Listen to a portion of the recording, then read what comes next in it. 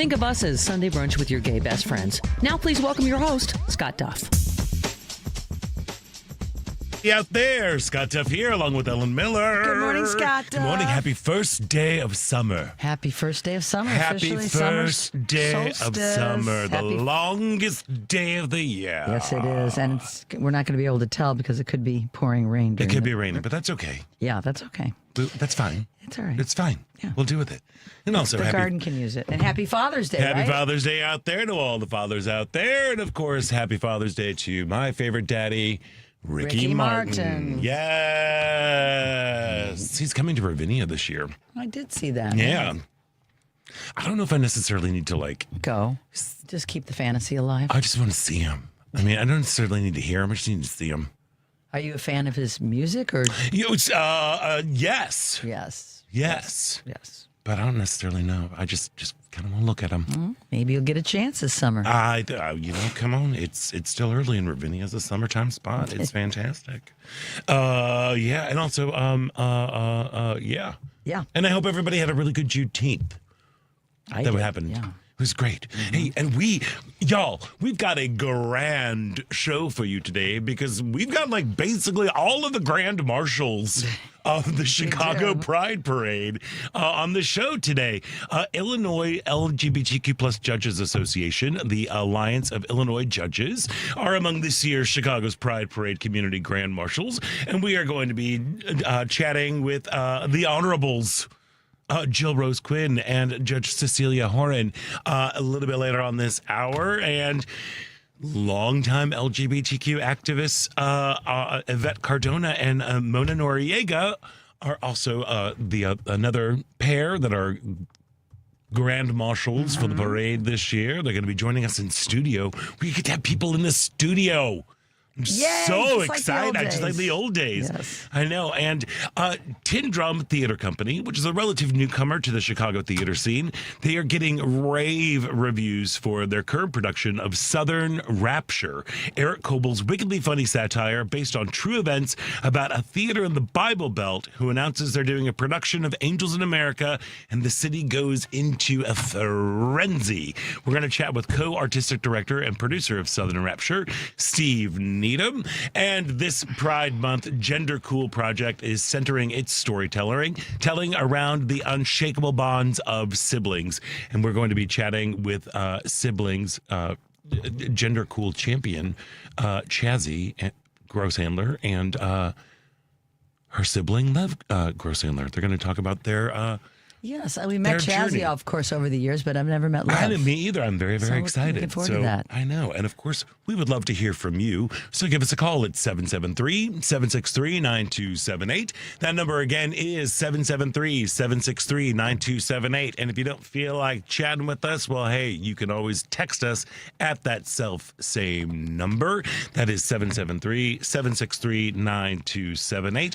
Of course, you can listen to Out Chicago Live Sundays from 11 a.m. to 1 p.m. Central at 8:20 a.m. on TuneIn from heartlandsignal.com, or you can watch the live video from the WCPT Facebook page or the Heartland Signal YouTube page. And today's show is live on Facebook. We're reading your comments, so please leave your thoughts as well as like and share the page. You can find it at facebook.com/WCPT 820. How you doing over there? I'm doing great. It's been a big week of lots of great positive things, which we need, obviously, more than ever. Last Sunday, I went and saw, starting with when I saw you last, Scott, Catch as Catch Can at Steppenwolf. It's written by Mia Chung, directed by the fabulous Amy Morton, featuring 3 ensemble members, fantastic actors, Audrey Francis, Tim Hopper, and Gary Cole. As an actor, I'm sure you could appreciate the challenge of playing both your mother, your father, your son, you know. So there were gender bending roles. There was playing different generations. Quite a challenge for everybody concerned. My takeaway, though, was there a real payoff for the audience with that challenge? Because I was confused part of the time, as much as I enjoyed the performances. And judging from the reviews that I read, I was not alone in that. It's a little confusing about who's who? Yes, it can be. Yes, because they don't do costume changes, right? It's just like in the inflection, mannerism, and the mannerisms, yeah. You know, but again, it's a joy to behold these actors on stage. I don't take anything away from them, and I'm sure directing this was beyond challenging for Amy. But it's most people I talked to kind of were, a little bit confused by some of who was on stage at the time and is this the son right now or the daughter? Because it's a woman playing a man and a man playing a woman. And sometimes it seemed like the characters spilled over and it's like... Would they change like mid-scene or was just one scene where they stay... there was one scene where they were kind of changing mid-scene, but mainly they would... But again, you have to figure out because there's no costume changes, right? As you said. Yeah. But it is Steppenwolf. It is quite the creative experience. Some good acting, always. And some great acting. Always great acting. Go check it out. I know Gary Cole's a big draw because he's a big movie star and TV star now. But it is playing until July 12th, and. It's a short run. It's not a super long run because they're busy. They're all busy, all three of people. those people. Yeah. Audrey Francis was fantastic. I hadn't seen a lot of what she's done. I know she's one of the artistic directors, and wow, she was fantastic. I've heard some really great things about her. Apparently, she's got one monologue that's just like super duper hilarious. Yeah, it is. It's great. So. Go for the acting. If you're confused, don't worry. It's not you. Just let it wash over you. Just let it wash over you. Don't try to figure it out.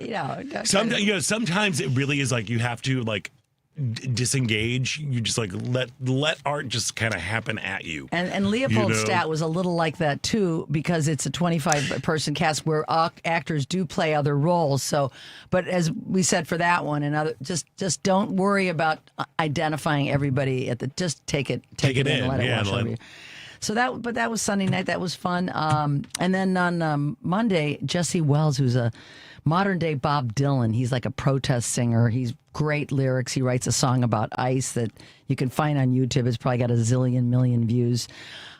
He's a prolific writer, and he did a pop-up at the Wiener Circle that I was. All right. I got the heads up on. So that was a lot of fun, unexpected on Monday. And then before I get to Juneteenth, June 18th, I had the honor and privilege of being invited to the Presidential Center, Obama Presidential Center watch party. Wow. And that was, it was in the Plaisance, the Midway Plaisance, which I had driven by a million times, but never really been there. It's a huge spans of green park in Hyde Park, near right next to the campus of University of Chicago. My friend Tracy called me at like 7:30 and said her friend in Germany just texted her and said she's got 2 tickets.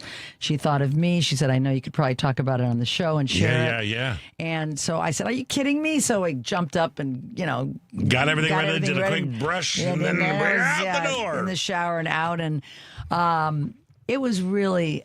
Oh my God! It was just so great to be among the people that were there. It was a very diverse crowd, as you might imagine, being in Hyde Park. Lots of African American families and all ages. People, all kinds of people were there, but they gave us chairs, which was nice. We got to pick up, real nice, those bag chairs without the bag, but we have chairs. They had some free samples of things around. They had food trucks, but we were just riveted, Scott, by the program. There was a giant screen with an amazing sound system, and you felt like you were actually at the event, which was itself. A few blocks away. Because it's like when you go to a big concert, you find yourself watching the screen. You can't see the stage as well as you can see the screen. And that's how this felt to us. And, we were just like people on TV and people that were live at the 300-person event. There were tears, there was celebration, there was dancing, there was applause, and as we all know, Michelle Obama, as usual, to me had the speech of the moment and of the day. What a gifted orator she is. She is like I'm like I guess Hillary Clifton. That's what we call her, Hillary Clifton. Hillary Clifton.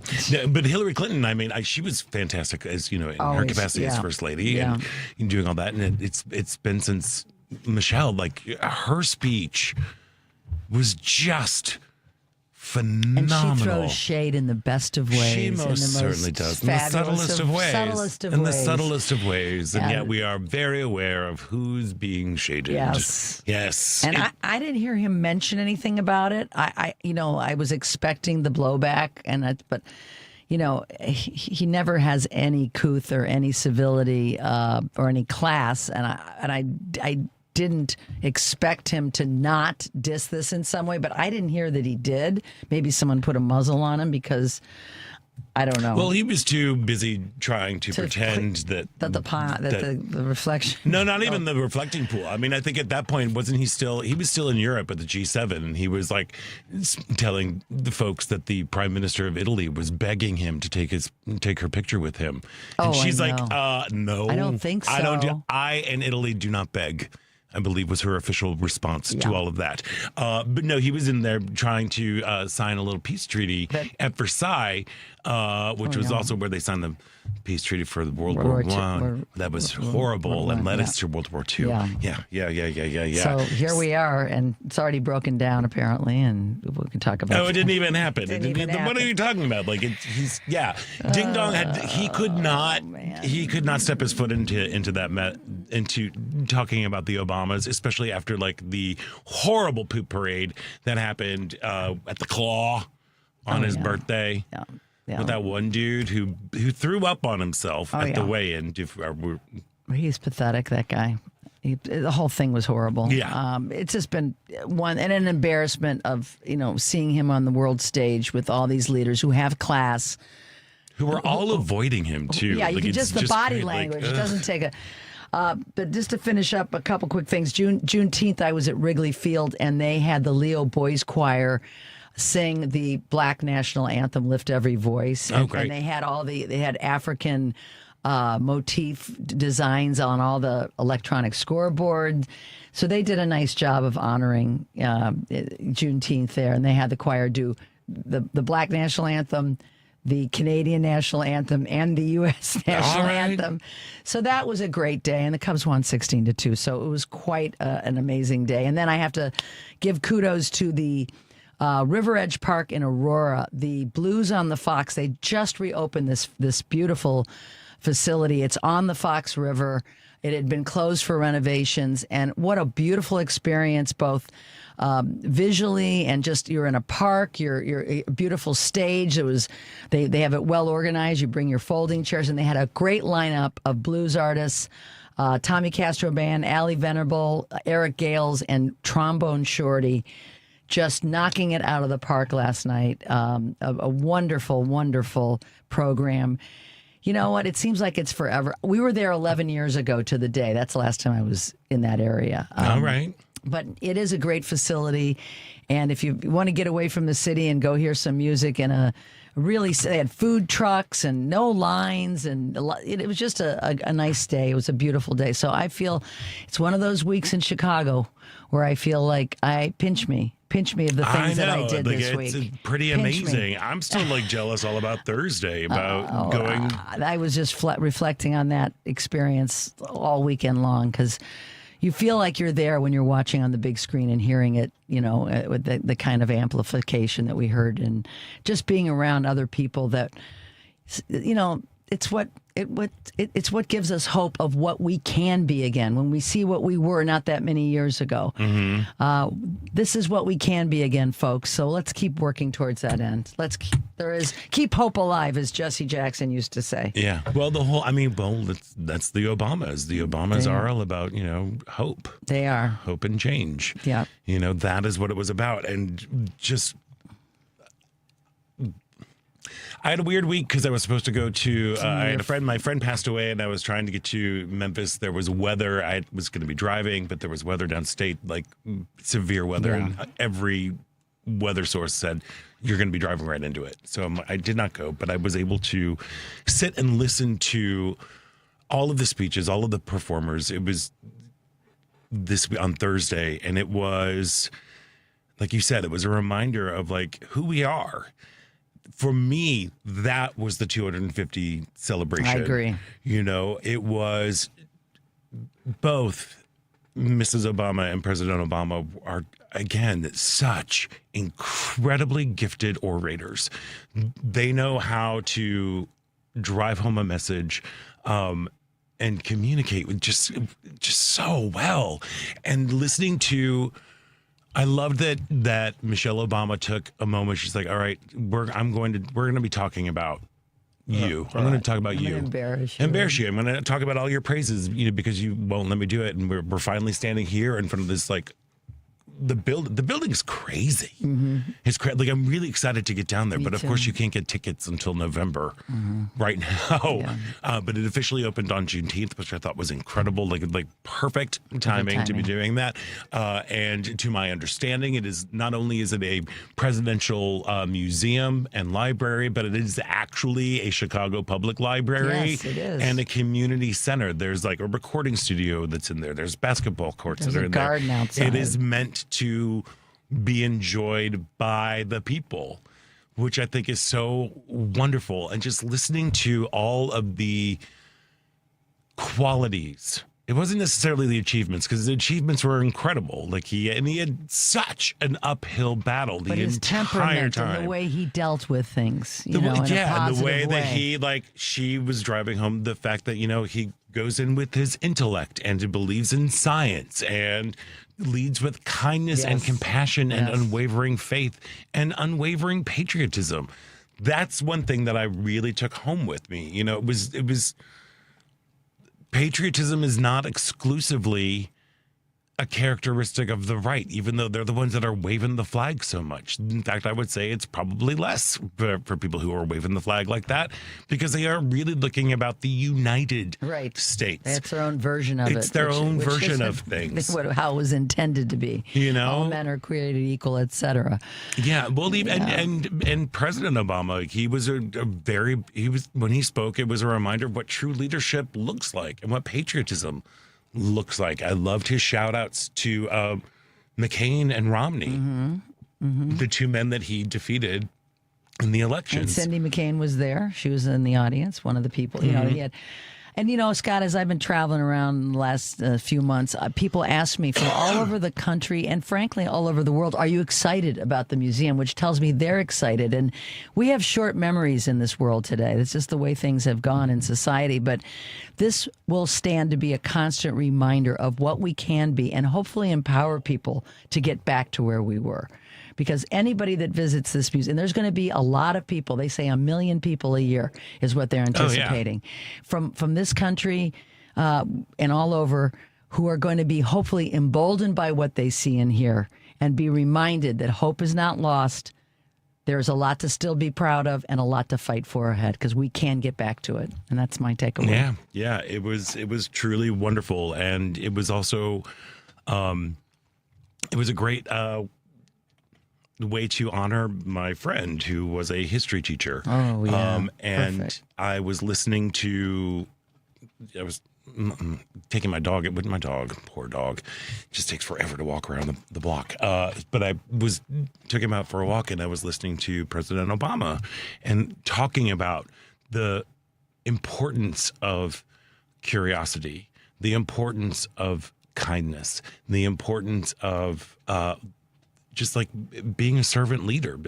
And these were all of the qualities of my friend too. So it was one of those moments I was like, oh, he talked about you're never sure about what sort of effect you are going to be having on another person. That's right. You don't get it. But by leading with those values, with kindness, with integrity, with a lifelong curiosity, you really are going to touch so many people. And just seeing, it really reminded me of Rhonda. And it was one of those moments where I'm like, oh, this is pretty amazing. It's pretty amazing. Connect those dots. I think about my dad when you say those things. That's the kind of man he was too. We have to admire those people, because not everybody has that attitude. I understand why. Everybody comes from different walks of life and they have a different story in life. But people like Obama, your friend, my dad, constant inspirations for us all, whether they're here or just were a big part of our lives in the past. So keep those things in mind. That's important, to lead with kindness. And it really is. It really is. And also just something to that. Here's the one thing that I've also been just really kind of soaking in and trying to, in order to move forward. The only thing that we can control in this world is how we respond to things. That's right. You know, that is the only thing that we can control, how we react. And if you react and lead with kindness, if you, take a moment to stop and listen, we can't control other people. We can't control what other people say. You just have to sit there and just kind of be present with it. Mm-hmm. And I think that is something that we need to continue to do, because as we just strive for, is like you can only control what you can control in your world. That's right. And you can control a lot by your actions, how you respond, and how you move through the world. Live your values. That's what I always say. Live your values. Hey, we should probably take a quick break. But before we do that, this part of Out Chicago is brought to you by Team Hochberg. Looking to purchase a home? Call Team Hochberg, your trusted local lender with nearly 800 five-star Google reviews. Tom and Jenny, they have 2 kids, had outgrown their 1,000 square foot apartment. With the 640 credit scores, a combined income of $130,000, and limited savings, they called Team Hochberg for a free consultation. Now, David answered their questions, introduced them to a realtor who found them a perfect home, and then helped them secure an FHA mortgage with just 3.5% down. Let's review.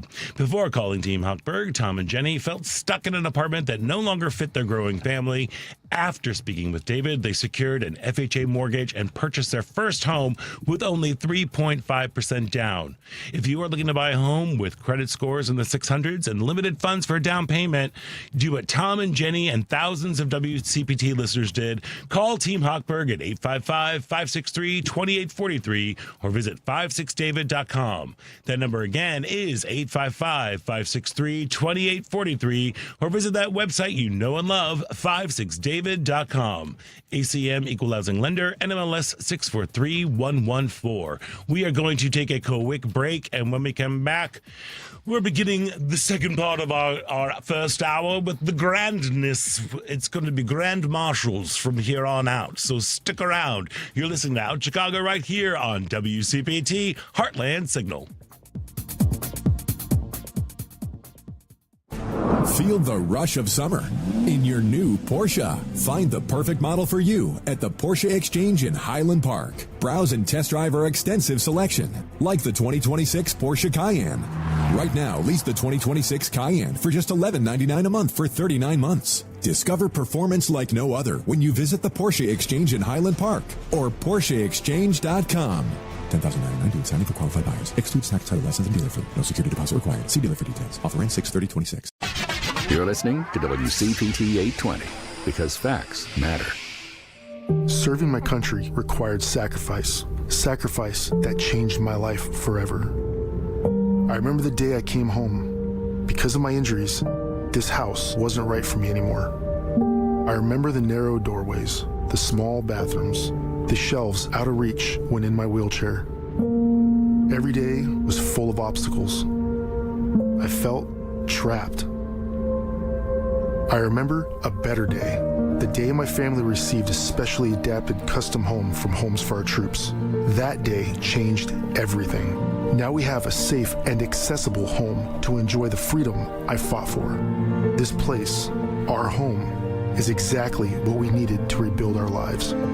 Homes for Our Troops builds and donates specially adapted custom homes nationwide for severely injured post-9/11 veterans and enables them to rebuild their lives. Join our mission at hfotusa.org. When you leave the office, catch up on what you missed on the way home with Patty Vasquez. Weekday afternoons from 5 to 7. Because we have so much to talk about every day. Driving it home with Patty Vasquez. And as you would imagine, that would mean that folks want to call in and join the conversation. Only on WCPT 820, Chicago's Progressive Talk. Would it be crazy if you packed your bags and left for a week, a month, a year? What if you left for 2 years? What if you were going far away to help in a village on the edge of the Gobi Desert, to teach children and learn a thing or two about yourself? Would that be crazy? Peace Corps. Life is calling. How far will you go?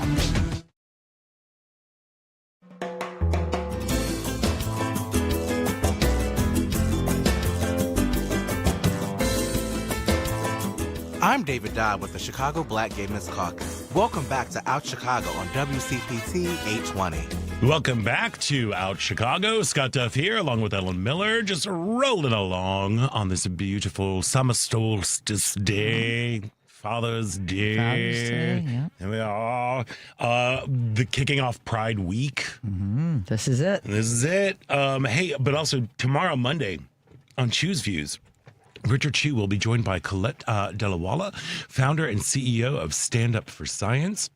Sarah Jones, managing editor and co-publisher at Politicus USA and the Daily Politicus, and Heather Williams, president of the Democratic Legislative Campaign Committee. That's Choose Views, weekdays from 6 to 8 a.m. Central on WCPT 820 a.m., the Heartland Signal website, TuneIn, YouTube, and Facebook. Well, next week, we're going to be broadcasting live from the Center on Halstead over the Pride Parade, and we are very, very fortunate that we have all of the Grand Marshals. We had Grand Marshal Tracy Bain last week, and joining us right now, Illinois' LGBTQ plus Judges Association, the Alliance of Illinois Judges. They are also among this year's Chicago's Pride Parade Community Grand Marshals. And joining us now are the Honorables, Judge Jill Rose Quinn and Judge Cecilia Horan. Welcome to the show.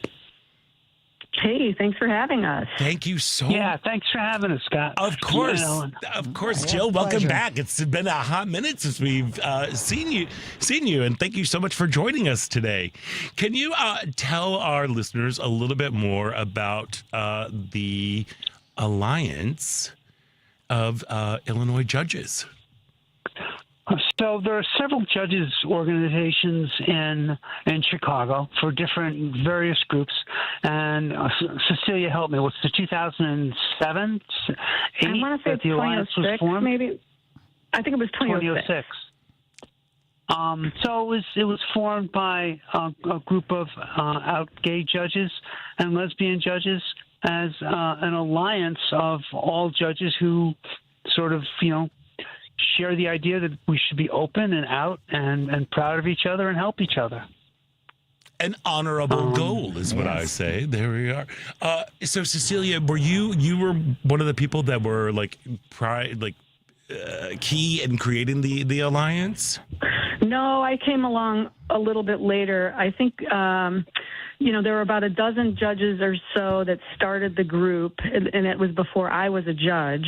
And you can't be a member unless you're a judge. Right.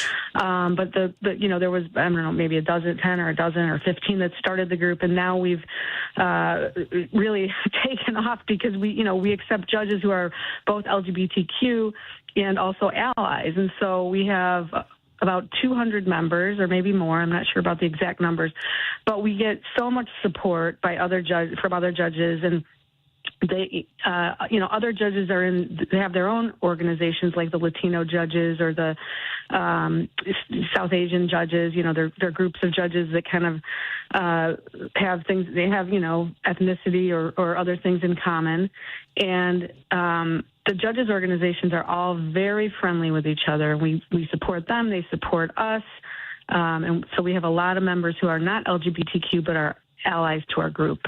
So our community. I understand that part of the mission is also to support future lawyers. How does that manifest? How do you do that? Well, I think future judges. Is that what you mean?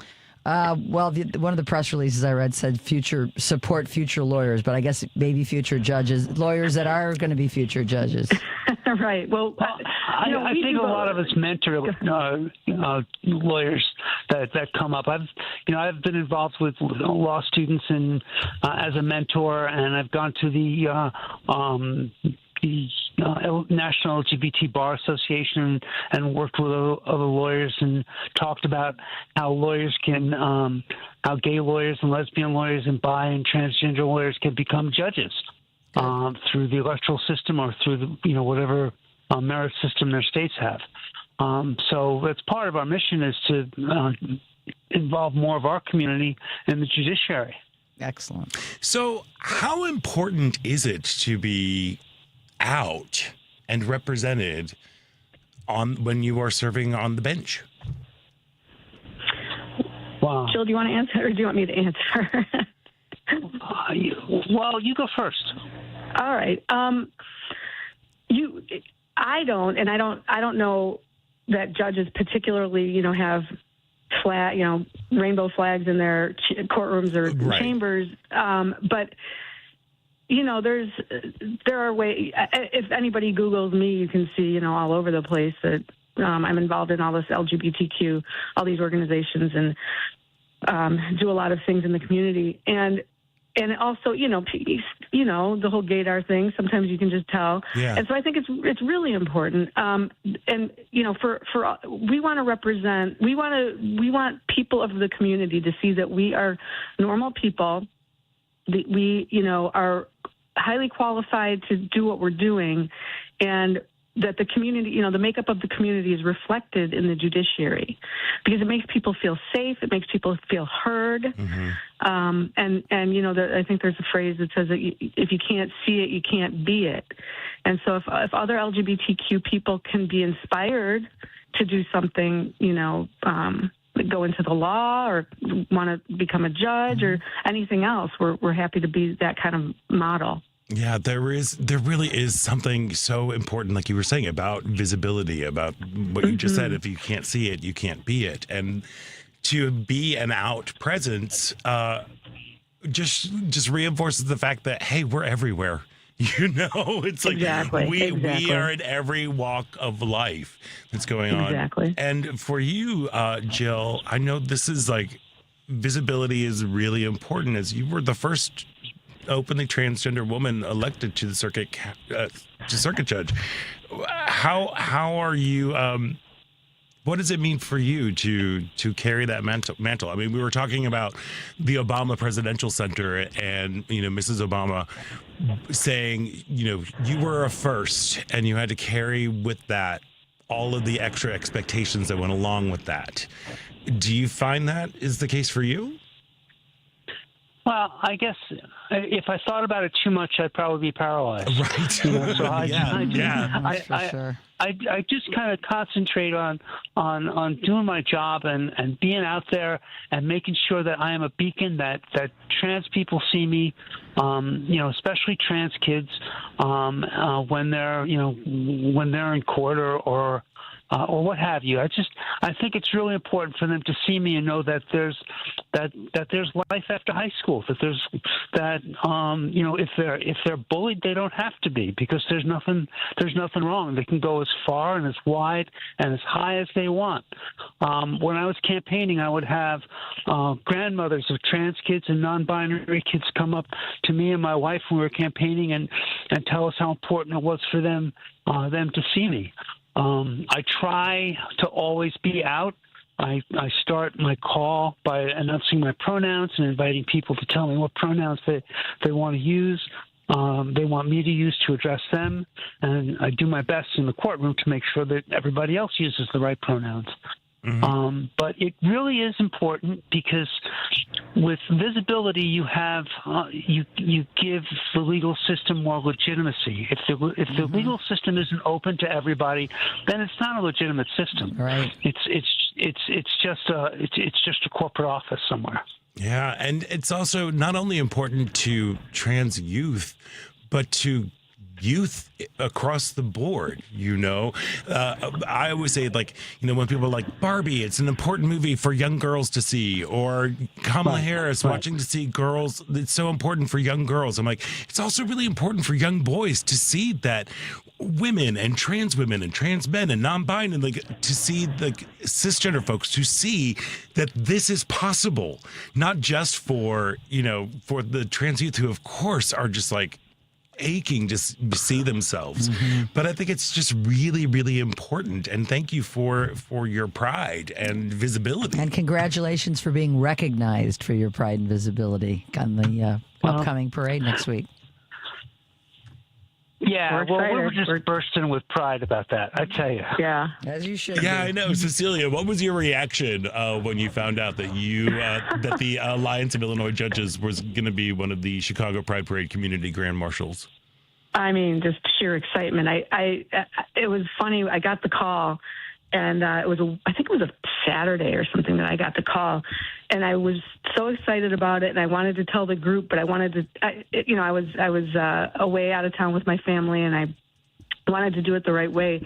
So I held on to this like gem of a piece of information, and I think I told everybody about it on Monday. I can't remember if it was by email or text, but I was just like so excited to announce the news. And then as soon as I announced the news, it was like a swarm of bees. It was like, what are we going to do? Can we get a towel? Are we going to get T-shirts?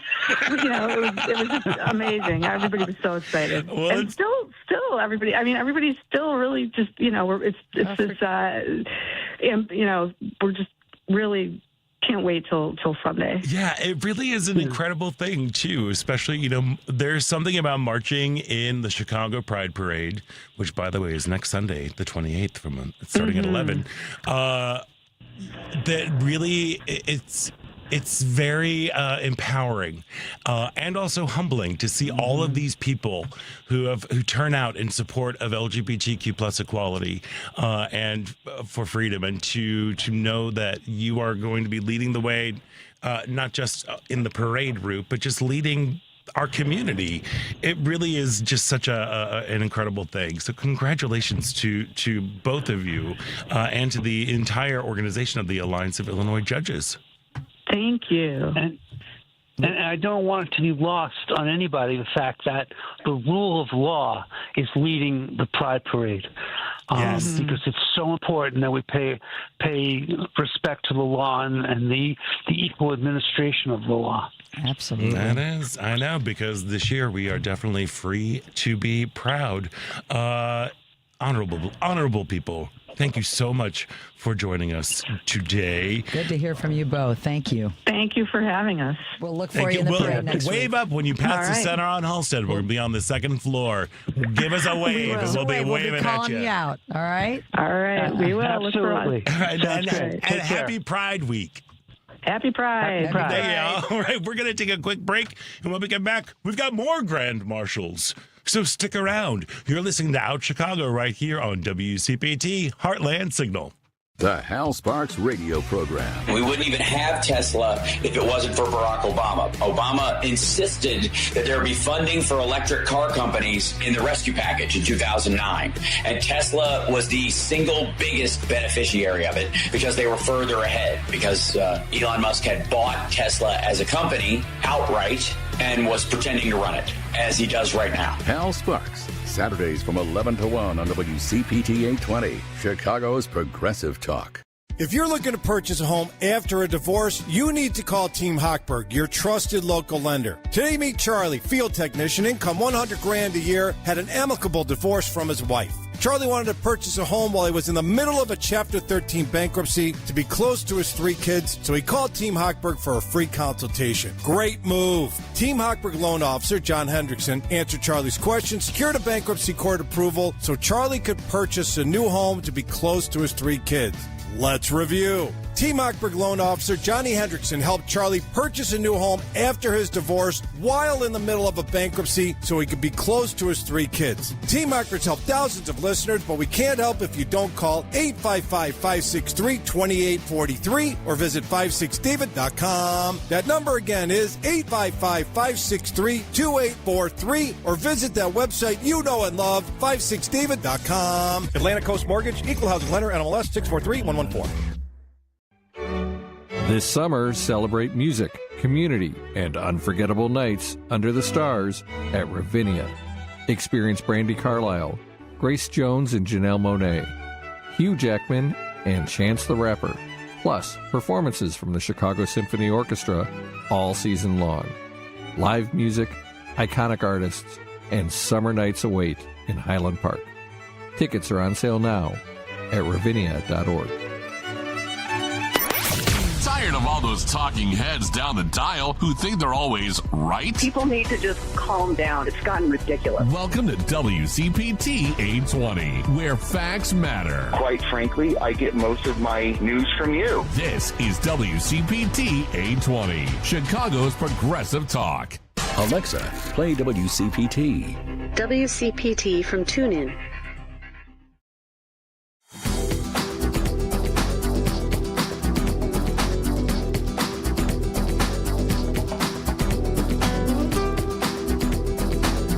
Welcome back. I'm Paul Oakley-Stovall. You're listening to Out Chicago on WCPT. Welcome back to Out Chicago. Scott Duff here, along with Ellen Miller, just rolling along. Yes, we are. Hey, tomorrow on Live, Local, and Progressive, Jonas Pizzito's guests include Professor Stephen Schwinn of the University of Illinois Chicago School of Law and Ed Yonka, Director of Communications and Public Policy at ACLU, Illinois. That's Live, Local, and Progressive, weekdays from 2 to 5 p.m. Central on WCPT 820 a.m., heartlandsignal.com, and TuneIn. Well, as we've been talking, the Pride Parade is this next Sunday. It's coming up, and you can tune in right here for a live broadcast. We're up there on the center in Halstead, waving at everybody. And joining us now, I'm so happy. I'm so happy that you're here, and so happy that you're actually here in studio. We're here. Thank goodness.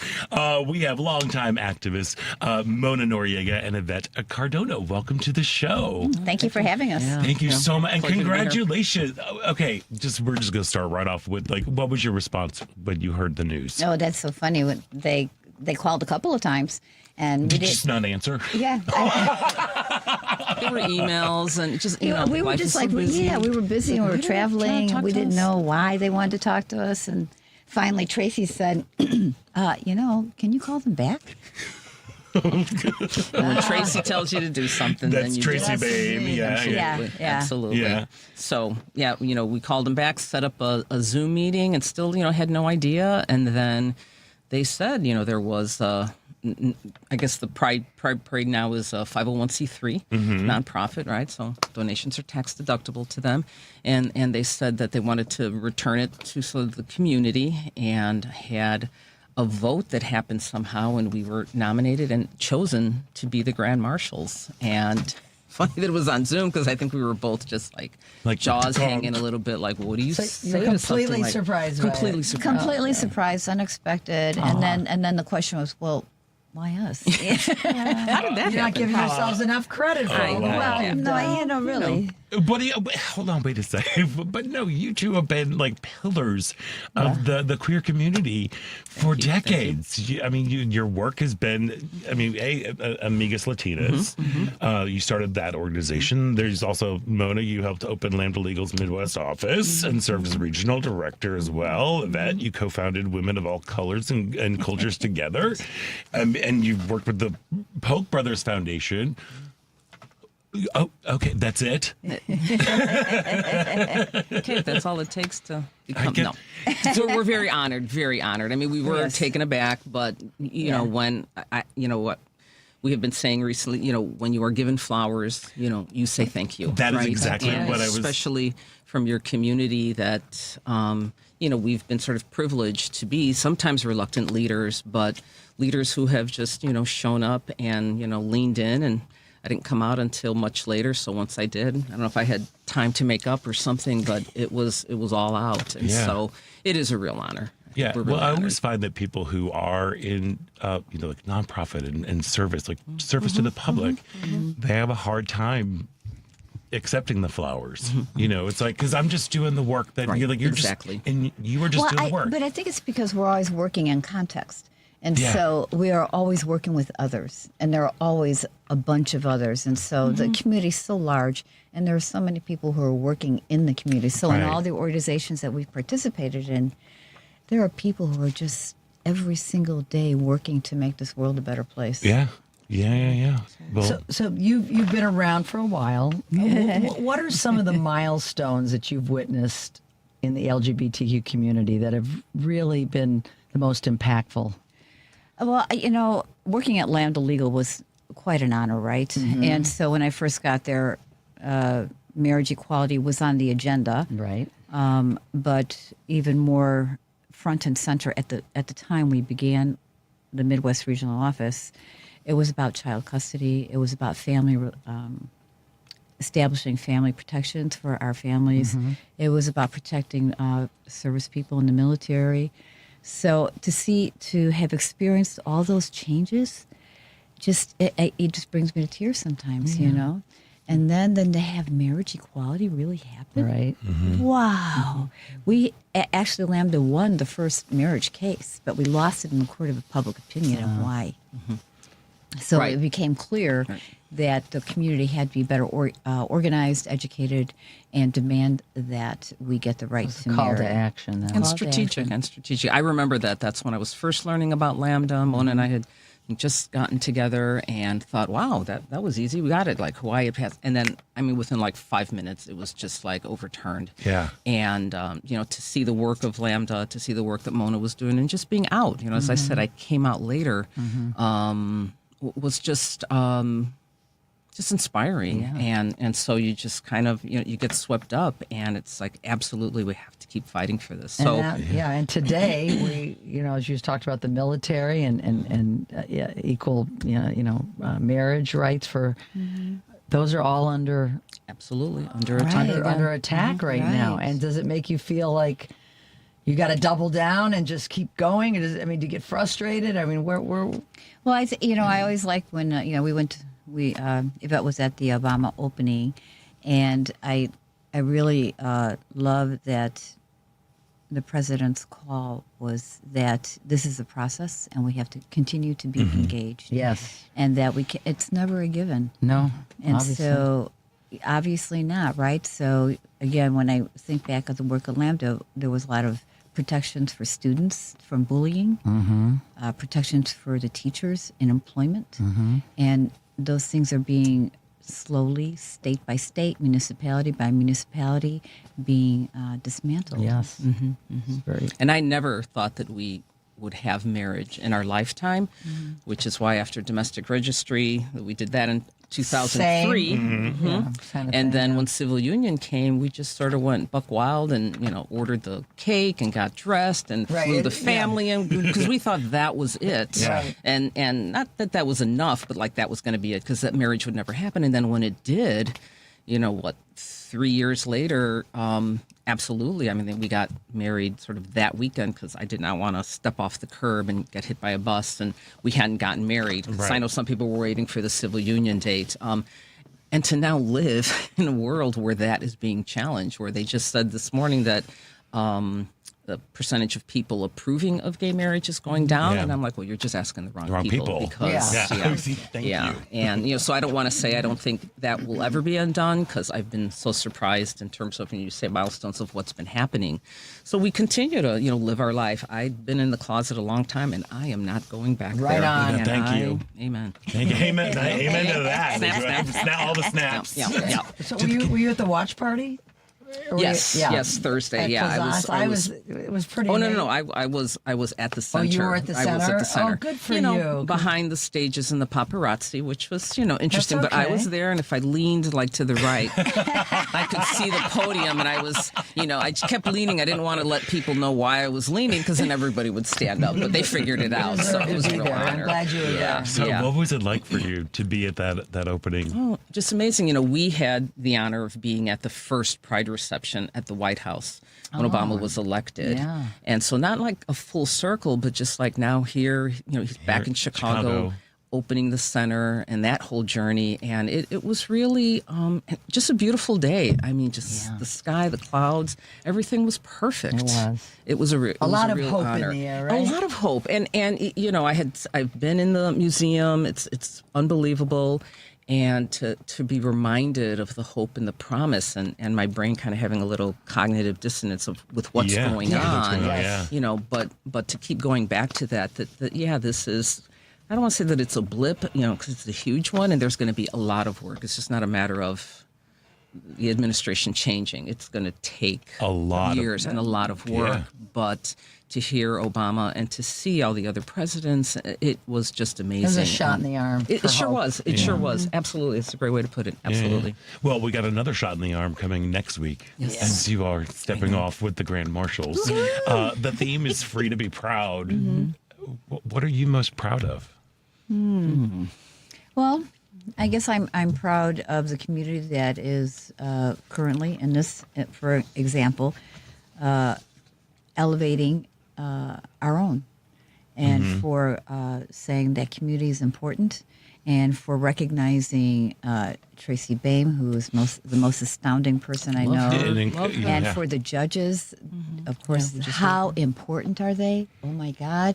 And then they awarded a grant to the Puerto Rican Culture Center. Yeah, and it's a beautiful thing, and so I'm very proud that the community is not backing down. Absolutely, not backing down and claiming what is rightfully should be elevated. Yeah. And I'm a lifelong Chicagoan. Both of us are born and raised here, and so I'm so proud of Chicago's queer community. And sometimes it's like there's Chicago and the rest of the world, but sometimes there is. And I just love that the queer community here is really, I think, a model for. We've never lived any other city, so we're not sure. But what we've heard of people saying, Chicago just has it going on in terms of the queer community, the leaders here, the advocacy, and again, just what we call the chingonaness of just being badasses and claiming what is ours. That's right. And not taking away, because we are not doing anything wrong. Still to this day, we are not doing anything wrong. Love is love. Love is love. And, working with Amigas, that's what we always had to try to, share with the women. You'd never apologize for being Latina. You never apologize for being queer. And so I'm just really proud of our community here in the city. We're proud of you, too. Oh, thank you. Really. And for me, I've been saying a lot this year, the Pride feels different. It feels urgent and necessary. And I don't know if that's just me feeling that or if it's kind of just spilling out throughout. But one of the things that I always like to remind people about the Pride Parade is that people marched so that we could have a parade. Absolutely. And with the words of the Obamas this week, and with, your leadership and what you do, your actions, it really is like, okay, this is a call to action. It's a reminder that, like, let's celebrate, let's have joy, let's have a parade.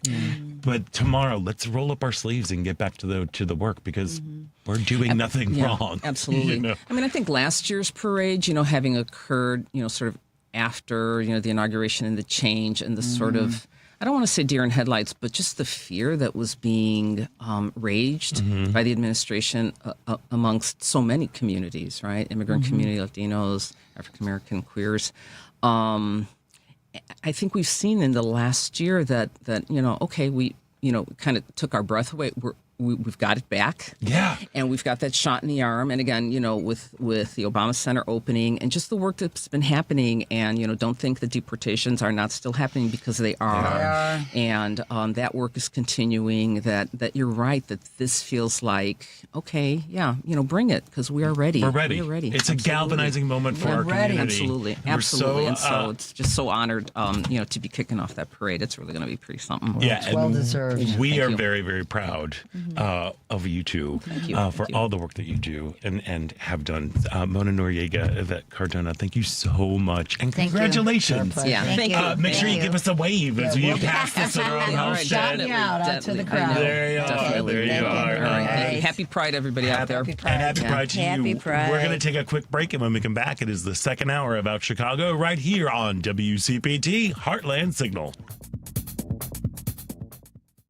Mind Over Matters. Dr. Amy Harris Nuan, as you know, this show is about challenging you to think differently, to make different choices in your life, to take action, to create positive outcomes in your life. So I want to challenge you to look at your life holistically. Where am I satisfied? What areas need attention? And then go to work, take an action what you need to do. Mind Over Matters with Dr. Amy Harris Nuan. Sundays at 10 a.m. on WCPT 820.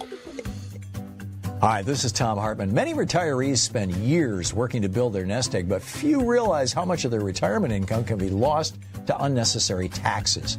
The truth is, it's not just what you make on your investments that matters. It's what you get to keep. That's why more retirees are turning to Brookfield Tax Planning.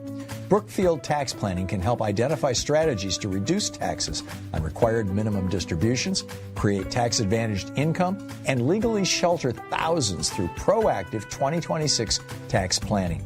Remember, every dollar you keep is another dollar available for your retirement lifestyle, your family, and your future. But you need to act now. Waiting until next tax season may be too late to take advantage of valuable planning opportunities. Visit BrookfieldTaxPlanning.com or call 708-407-5600. 888-485-3439. That's BrookfieldTaxPlanning.com or call 708-485-3439. From the heart of Chicago, it's WCPT 820. Progressive Talk Radio, where facts matter and voices fight for change. WCPT 820.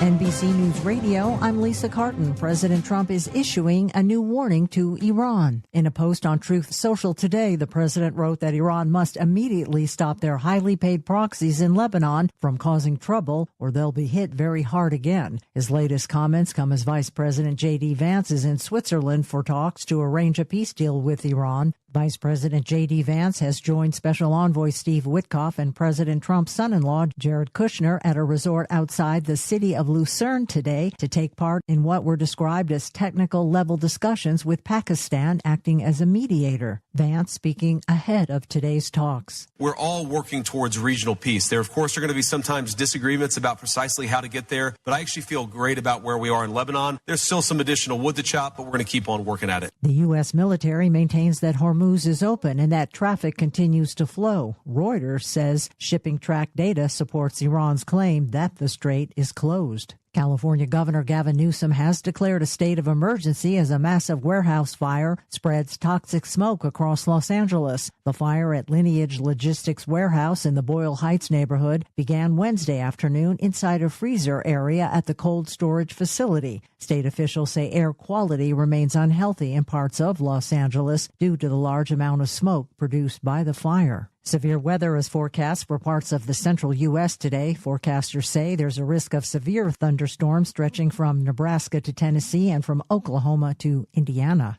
The 2026 World Cup continues today with a handful of games. The first of the day will see Spain take on Saudi Arabia at Mercedes-Benz Stadium in Atlanta. Elsewhere, Belgium is set to play Iran in Inglewood, California, while Uruguay will face Cape Verde in Miami Gardens. You're listening to the latest on NBC News Radio.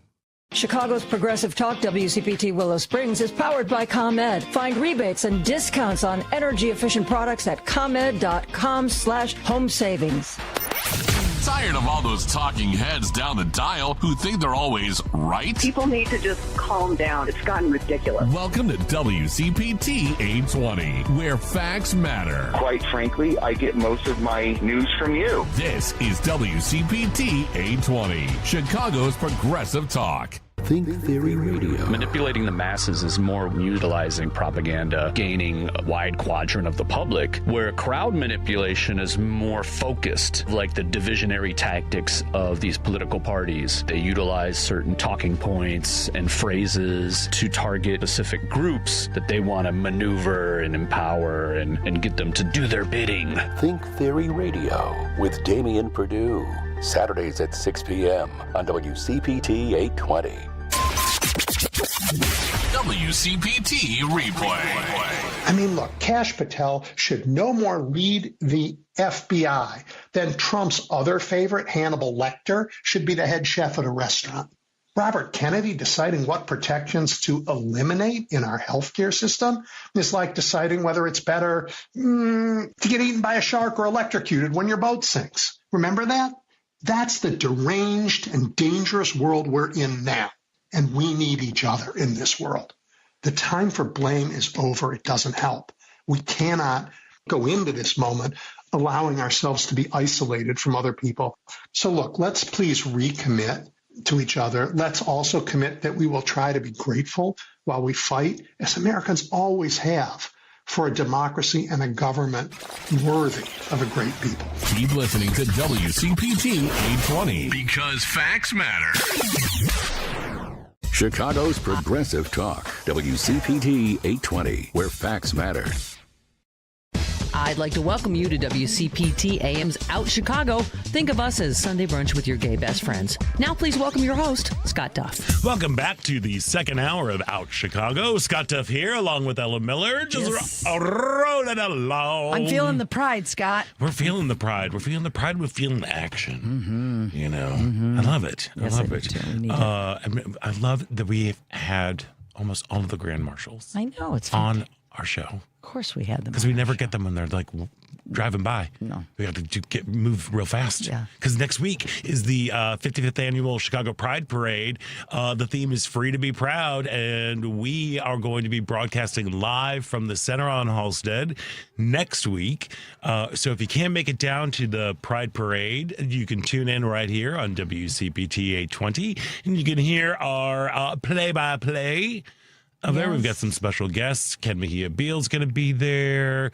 Kat McDonald from Second City is going to be there. We're going to have some folks all around. It's just going to be a fun. We might have some special people coming on the microphone. Maybe Jerry. Maybe Kathy. Yes, Jerry and Kathy are going to be there. I've got some friends who are going to be joining us as well. And I have another friend joining us as well. That is a surprise. I'll tell you about later. Oh, all right. Well, hey, I love that. And we've got some surprises for the rest of the show today. We've got coming up a little bit later on. GenderCool Project, our good friends over there. This Pride season, they are focusing their storytelling about the deep relationship between siblings, and we are very, very excited to have coming up in studio.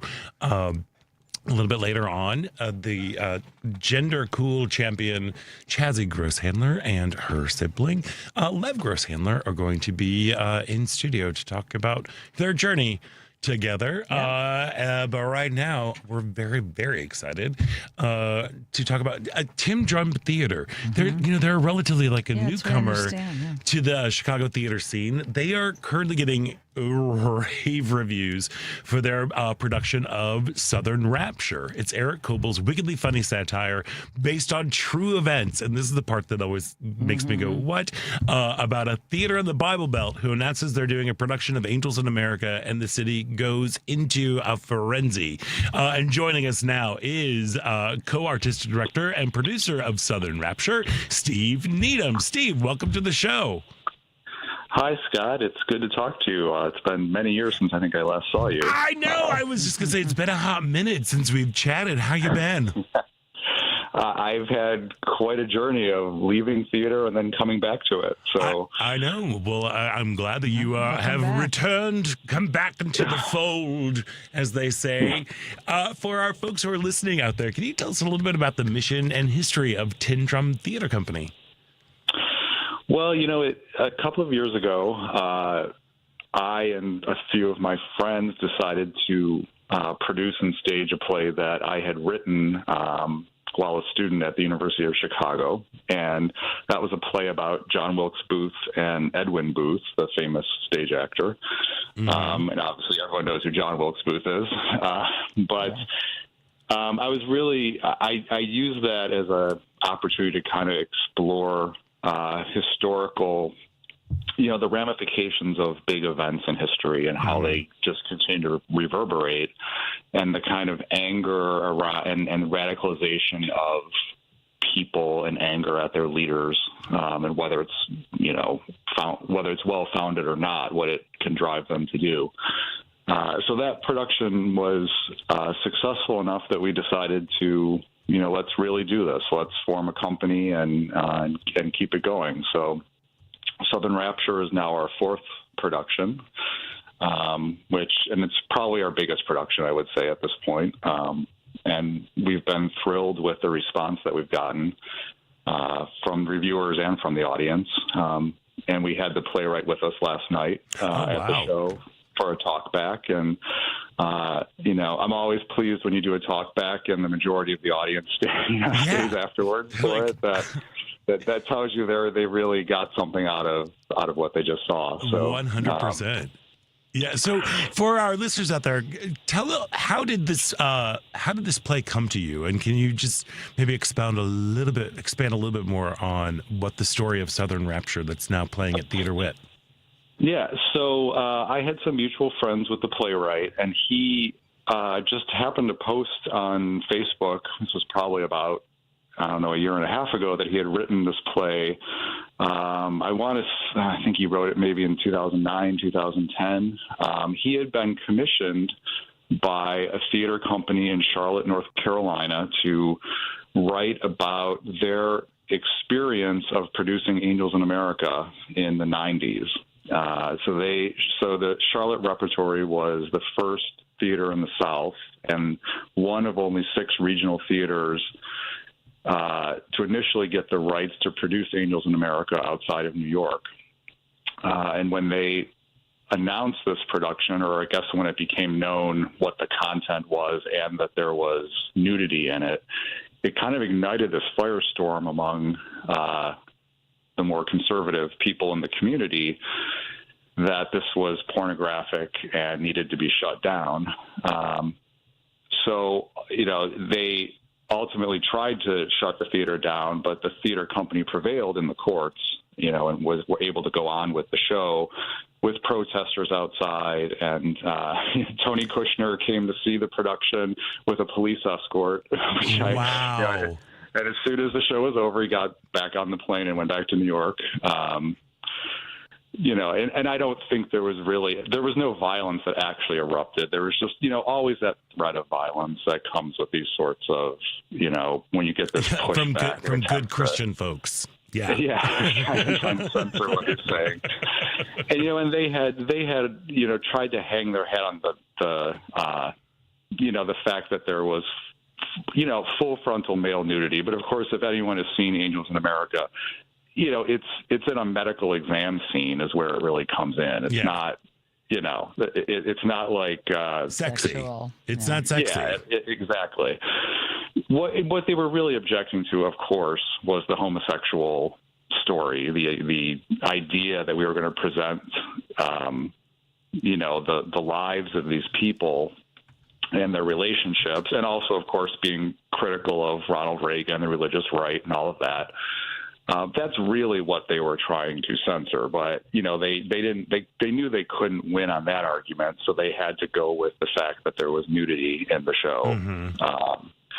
And they ultimately, North Carolina happened to have a law on the books that I think was maybe a little more ambiguous than in other places as to whether nudity, even in an artistic form on a stage, really, was it legal or not. And, so the argument was made. Ultimately, the theater won and got to do their show, but the ramifications were that the city council and the mayor and these other leaders cut all funding for the arts in order to make sure, well, not all, but a lot of funding for the arts, like across the board. So it wasn't just that this theater company lost its funding. The operas, even the museums lost funding.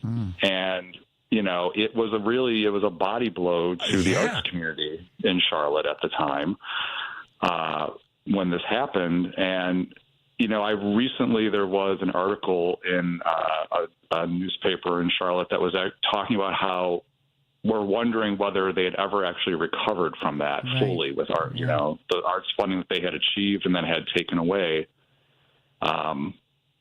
whether they had ever come out of that really as strong as they had been. So all this is to say the theater company commissioned Eric Hobel.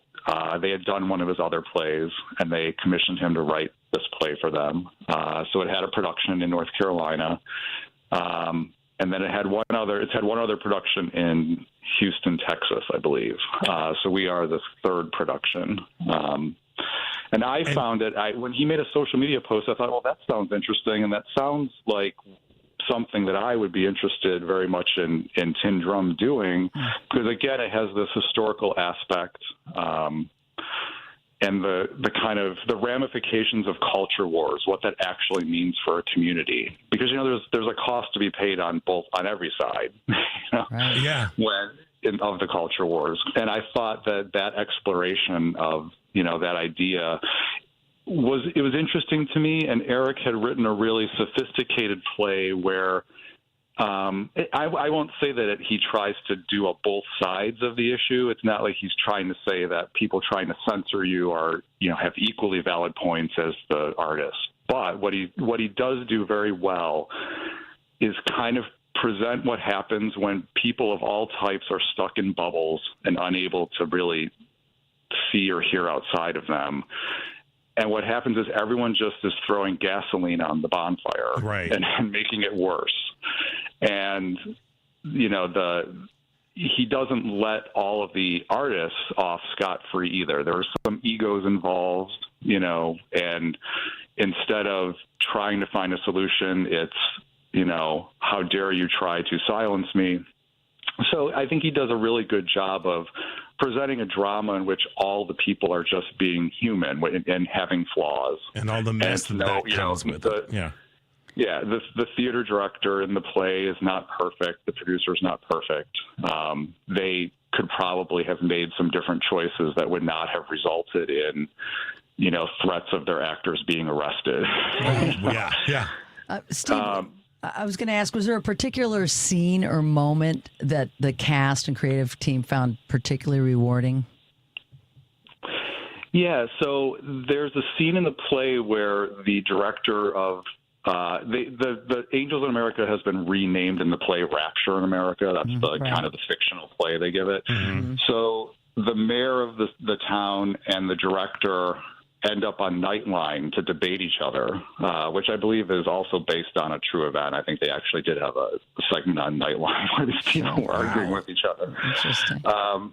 And what I liked about it is when they're getting ready for their Nightline debate, they're each being given a pep talk by their supporters and their handlers, and they're each of them are saying are very similar things. They're trying to shove their agenda down our throat, and we need to stand up to the Nazis. We need to stand up to this. We need to stand up to this. And when you're listening to it, one's doing it from the left, one's doing it from the right, but their point of view as to what they think they're trying to achieve and fight for is actually kind of the same thing, which is, I think, really rewarding for both the audience and it was for the cast in working on it. Yeah, 100. There's something so wonderful about taking a play that's based on true events. Did you feel like there was a greater sense of responsibility with telling this story, because it was true, but it also it's Southern Rapture, Eric Coble, it's a comedy. Yeah, so, you've got all of this. So you have all of this dark stuff going on, the fact that, you've got funding being taken away. You've got threats of people, being arrested and yet we turn it around and make it into a comedy. Did you feel like there was a greater responsibility to telling this story? Yeah. I mean,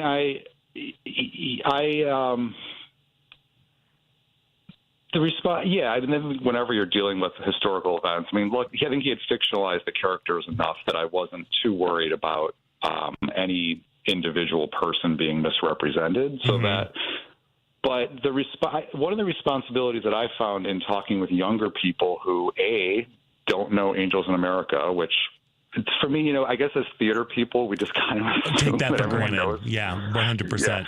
Yeah. I had the same thing with Steel Magnolias with some young people. Yeah. There's a Steel Magnolias joke in the play. Wonderful. Actually, which is, who knew? But the responsibility of, I think, even to some younger audiences that don't necessarily understand that a play with gay content would not only possibly be banned, but it might be unsafe to perform it, and letting them understand that even just 30 years ago, this took place in 1996, there were bomb threats and, all because someone was doing a Pulitzer Prize, Tony Award winning play. Right? Yeah.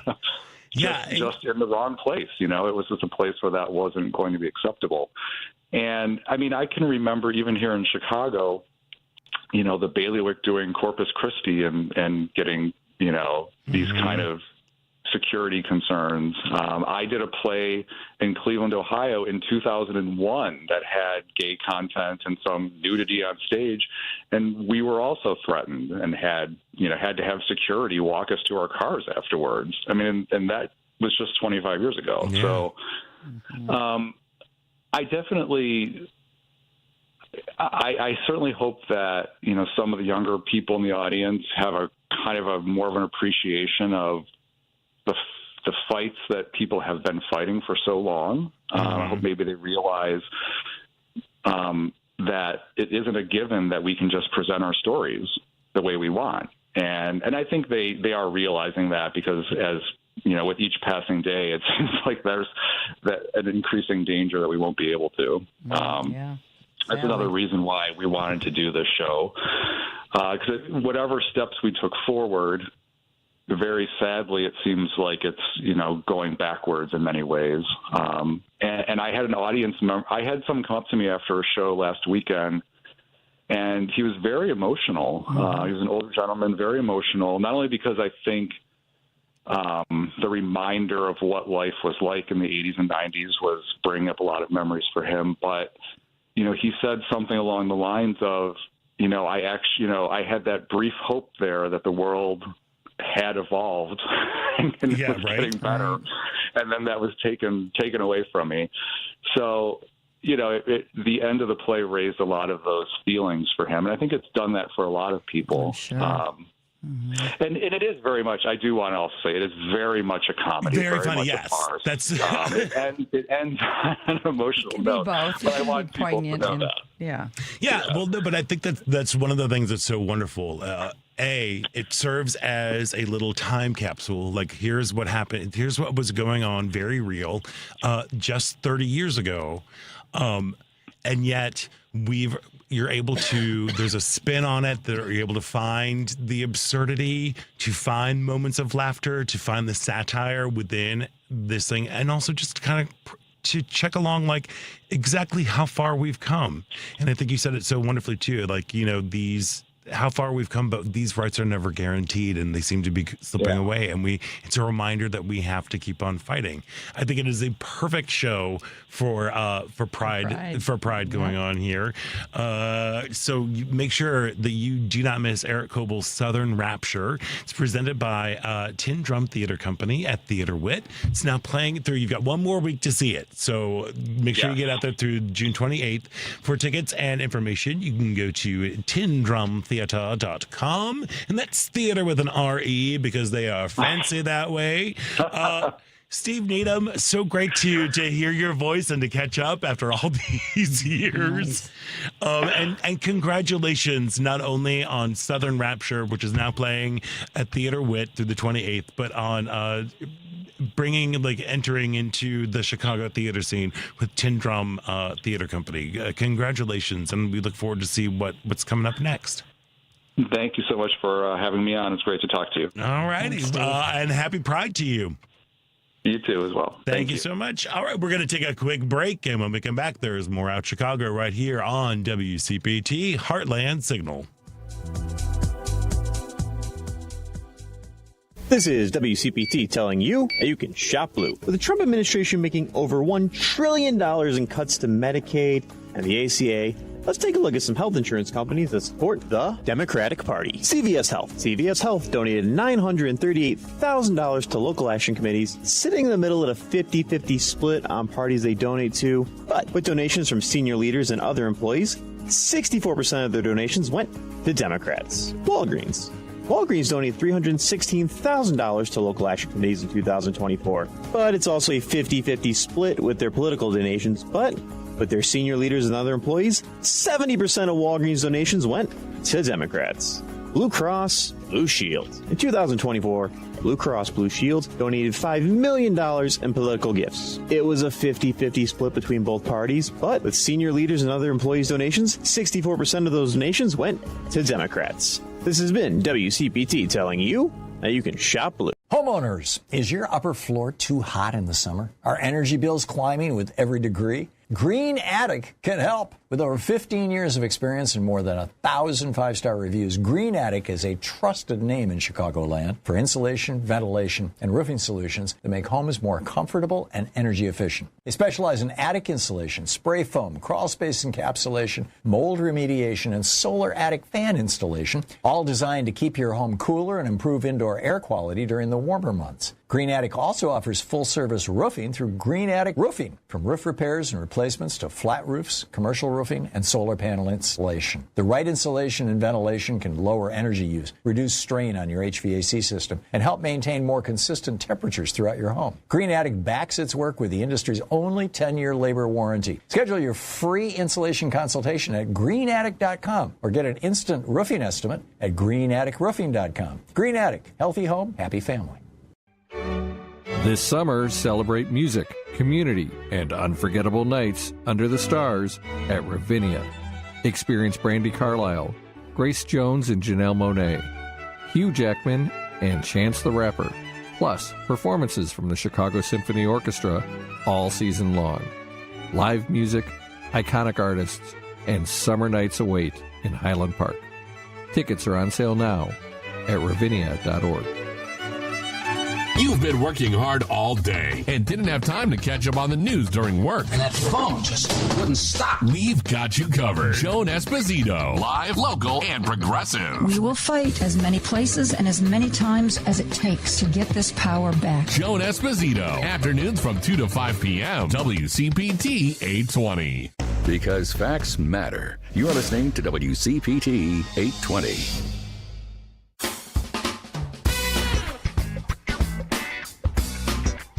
Hi, I'm Spencer Tweedy, and you're listening to Out Chicago on WCPT. Welcome back to Out Chicago. Scott Duff here, along with Ella Miller, just rolling along, feeling the energy in here. Hey, tomorrow on Driving It Home, Patty Vasquez will talk to Woodstock Committee woman Natalie Ziemba and candidate for McHenry County Board Austin May. Also this week, singer-songwriter Steve Goody, Matt Masdam, candidate for Congress in Michigan's 7th District, and Tim Tarrant of the Brotherhood of Railroad Signalmen. That's Driving It Home with Patty Vasquez, weekdays from 5 to 7 p.m. Central on WCPT 820 AM, the Heartland Signal website, TuneIn, YouTube, and Facebook. All right, now, I'm so happy to see both of these shining faces here. Because, you know, at a time when transgender young people continue to make headlines in ways that are a total disconnect from who they really are, the need for allies to step up and correct this misinformation has never been greater. And we often heard from parents on transgender youth themselves during the month of Pride. But, you know, what about the siblings here? Mm-hmm. We're very excited. This is what I've been saying, too, because we need people who aren't necessarily members of communities to stand up. Right. And joining us now is GenderCool Project champion Chazzie Grosshandler and her sibling Aleva Grosshandler. How's it going? It's going great. Well, it's so nice to meet you. Finally, I've been hearing stories about you for years, Lev. But before we get to you, Lev, Chazzie, can you just remind our listeners a little bit about the work that GenderCool Project does? Yes, for sure. So the GenderCool organization is just a organization placing misinformed opinions with real positive, powerful experiences, meeting transgender and non-binary young people who are thriving. I'm a proud transgender woman. And we just do a lot of storytelling and amplifying and showing the world that we are more than just a label. We are human and we belong in every space. Yeah, amen. Of course you do. Amen on that one. So, okay, Lev, take us back to like when Chazzie first came out to you. What was that like? What was that like? What was your reaction? How did it feel to you? Absolutely. What I'll also say is that ever since Chazzie and I were on this earth together, we've had this extremely special connection. We would grow up together, and we would play Tea Party together, and she would take these pillowcases and put them on her head, and have it simulate long hair, and we would play dress up, and so when she decided to tell us who she really was as a family, honestly, from my perspective, not really much changed, right? Like, she was still who she was as a person. The things that we did together were still the same, but the difference was that she could actually just be her true, authentic self. So we were able to see her blossom as a person, and, that was like over 11 years ago now, which is crazy. I know. I can't believe. Has it been that long since we've met, too? Yes. I think so. I think so. 20 now, so yes, definitely. Yeah, that's bananas. I just can't with you. No, I can't. Okay, I know. I've grown up.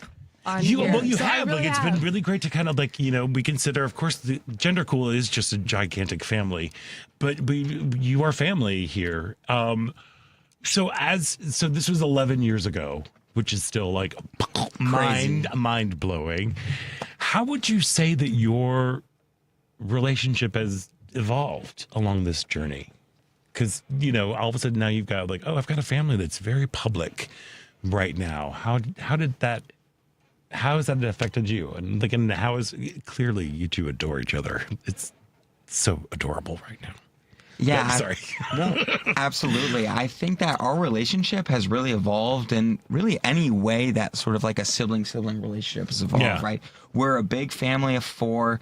I'm an older brother. We have another one who's older than me, a younger brother, and then, Chazzie's the baby. And so we're, 6 or 7 years apart. So throughout our lives, like, people go through different things, right? Yeah. People go through middle school and high school, and which is awful. Exactly. And like when siblings are there for each other, right? In a way that maybe parents are maybe sort of removed or friends are removed from. And so what was so great is that throughout our lives, like, of course, like there's bumps in the road, nothing's perfect, there's adversity, but we were always there for each other.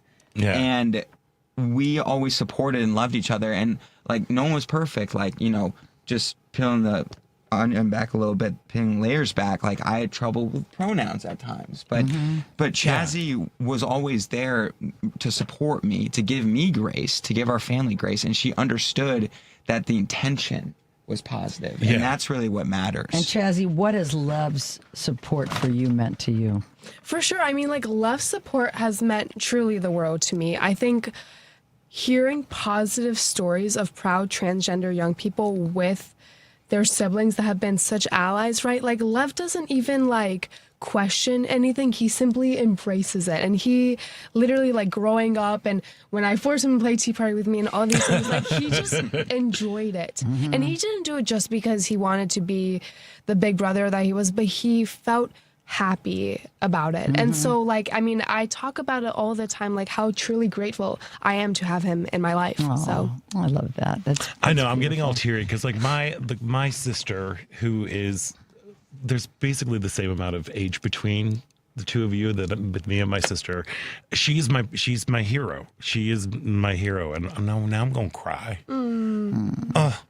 But there's something really, really special about that relationship, and also, it's not true for everybody, because I also have a brother who I'm really at odds with, more with political stuff and racism and misogyny and all that other things.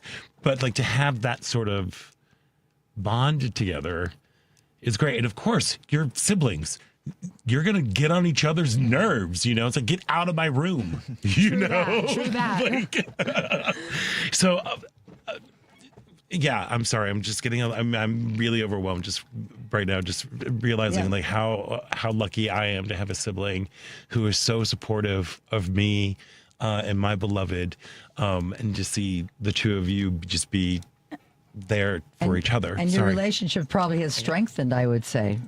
Right? I mean, it was probably strong from the beginning, but has it gotten even stronger since you've come out? I mean, definitely. I think we talk about it all the time, but it's like so funny. Like, now that we're both like in our 20s and like now I'm not a teenager anymore, we're talking about like dating, which is a big thing, and job stuff. And so like it's just a real relationship that's authentic, that's honestly not different than any other brother and sister duo. We talk about real authentic things that are happening in our lives, and it's just like great. Like, I see a lot of nuance being like, oh, like, it's so strange that like one like sibling who's like cisgender, like having like a trans sibling, oh, that must be so weird to navigate. But we're just like any other brother sister duo. We do have our moments where we may not always get along. That's true. But sibling love is forever. I agree. There's nothing, my dad used to say, there's nothing closer than siblings that you have. Exactly. Lev, just a little on a more serious note, we're looking at a world with the current administration that has put the trans community under attack. How does it make you feel, and how do you respond to that as the sibling of a trans sister? It's very, very sad. And what we found is that a lot of the times people who have never met anyone who's transgender, and maybe depending on their news feed or social media feed or their community around them, they may have misconceptions about who these people are. Yes. And so that's why I challenge folks. And at GenderCool, what we do is we share stories of who these people are. They're normal people, just like my sister, right? They're actors and photographers and scholars and athletes and musicians. And they are just normal kids. And if you were to meet one of these kids, you would realize that, like, wow, this is just like my kid or my sibling or my cousin or my friend. And they deserve to, like, have their own full lives just like anyone else. So I think that's the real anecdote to some of what we're seeing with the administration, is that you just need to share these stories of, like, what happens when you support these people. Like, good outcomes happen. And visibility, so important, obviously. You know, and luckily we live in a state and in a city, in a metropolitan area that is different sometimes than the rest of the country. And as you say, it's fear of the unknown. You know, if they got to know someone like Chazzie, I know that their opinions would change. So it's so important, and I love that you've been out and, you know, for all these years and on our show. And GenderCool, tell us about GenderCool. I mean, what has that organization meant for you? I think for me, what GenderCool has been able to do has just been so transformative. I mean, coming up on being almost 9 years old, like, to see that we have been able to do so much good for people, and to see that no matter what, like, we are changing hearts and minds. And when people, like my brother Lev said, when people just get to know us, when people just get to see the work that GenderCool is doing, right? Like, we are truly like one of the first of its kind of organization, really focusing on these people. And as an organization, we always want to look beyond the identity of being transgender, being non-binary. Like, we are future journalists and doctors and lawyers and so much more. And that's what we want to show. Wow, these kids who are just happen to be transgender and non-binary, look at all the incredible stuff they've been able to do in their lives. So yeah, so true. That is one of the best things about, look, these GenderCool champions, y'all are just freaky talented. Like, it's just, I'm like, where did you find these incredible human beings? Because all of the champions are just incredible human beings and really talented. And that's what I think is so wonderful about the work that you all do with GenderCool Project, is the fact that you are saying that the fact that I am trans is probably the least interesting thing about me, you know, and it really is about lifting up, like, and because I'm able to live authentically, because I am able to be supported by my siblings, I am able to thrive. Exactly. You know? Yeah, it's so great. So, okay, Lev, what is I know we've got a champion here. There, you know, so do you work with GenderCool Project? Like, how do you fit into this whole delightful organization? Yeah, so since the jump, I've been involved in the organization. I actually worked full time for them for 2.5 years. Oh, wow. Mainly with, like, sort of our corporate arm, you know, working with corporations where a lot of these folks spend their time, right? Like, there's really sort of targeting and serving families and parents of trans and non-binary people, and showing them that these are normal kids, and then also creating professional development opportunities for the champions and the trans and non-binary youth across America. All right, there we are. And I just have to say, you are the first trans child I ever met. So you will always have a special meaning to me. Thank you. And I admired you from when you were a 9-year-old. And I was like, the courage that you showed, the bravery, the fortitude to be who you are is something that has never left me. And that experience I'll never forget. Well, so, thank you for sharing that. I'm forever grateful. So thank you. To you. I am too. too. Thank you. Yeah. Yeah. I mean that. And Evie. Yes. Evie, yeah, she was. We love her. We love her. She's cuckoo bananas, but she's great. You know? Oh, she sure is. Friends with her, and her mom is kicking butt all over with the Lincoln Project and doing everything. Anyway, hey, we should probably take a break. Can you guys hang out for a little bit longer? Yeah, Thank absolutely. you. Oh, yes. Fabulous. Great. We are going to take a quick break. And we're fortunate that Lev and Chazzie are going to be joining us for the next segment. But stick around. The final thrilling show-stopping moments of Out Chicago is coming up right after this. So stick around. You're listening to Out Chicago right here on WCPT Heartland Signal. Hey Progressives, this is Richard Chu, host of Chu's Views, weekdays from 6 to 8 a.m. Central. Yeah, that's early. Some of my best friends have kind of thrown me under the bus. They say to me, Richard, I'm not up at 6 o'clock in the morning for anything.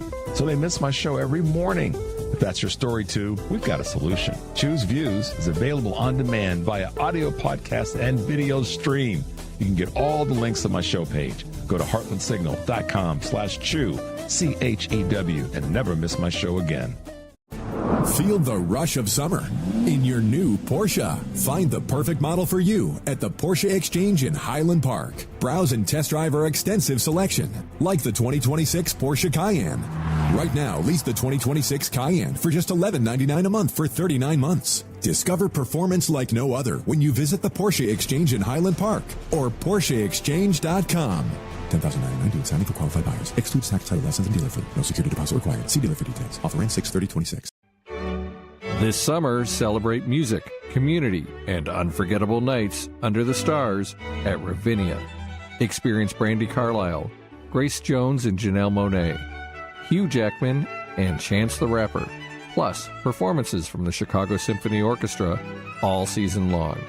Live music, iconic artists, and summer nights await in Highland Park. Tickets are on sale now at ravinia.org. The Sports Cubicle. Commissioner of the American Association of Professional Baseball, Joshua Schaub. So our players are not playing to develop to make it to the major leagues. They play for the name on the front of their jersey. They play for each other and they play to win. So the style of baseball is completely different. They're literally trying to get guys out. They're literally trying to move runners over. They're trying to win the game. So I just want to note that difference as well. The Sports Cubicle, Sunday nights, 9 p.m. on WCPT. Hey Google, play WCPT. Streaming Chicago's progressive talk from TuneIn.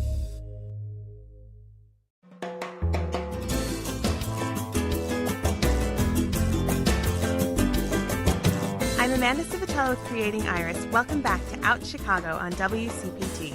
Welcome back to Out Chicago. Scott Duff here, along with Ellen Miller, and we've got the incredible Grosshandlers out here. Chazzie and Lav are here with us. Hey, we want to remind you that next Sunday is the 55th annual Chicago Pride Parade, and Ellen and I are going to be broadcasting live from the Center on Halstead, looking down. We're going to be looking down.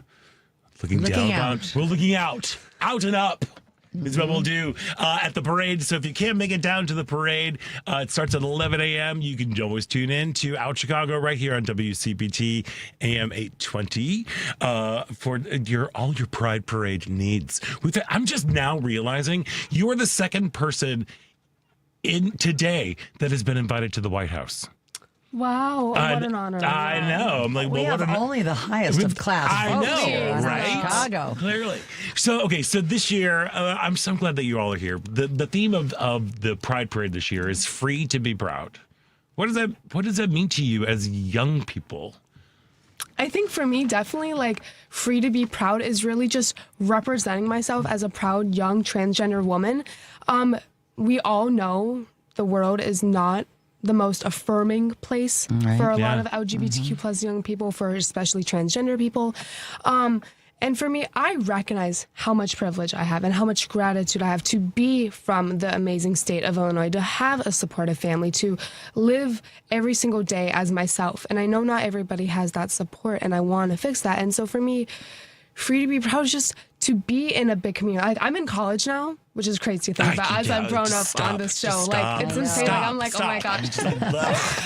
And so for me, it really means embracing myself back in the community of Chicago. So we're going to the Pride Parade, which will be super exciting. We're going to be in it, marching with Equality Illinois. Fantastic. Have y'all heard of Equality Illinois? Yeah, maybe. We heard of it. Something like that. A little bit. We love Very it. familiar with it. Yeah, Yes. so we've spent the past 5 years marching with them in the parade. So for me, it really means coming back in community, coming back after school in the summer to be in Chicago, to be with all these incredible people and elected officials, just to remind myself love is everywhere, and I'm embracing it every day.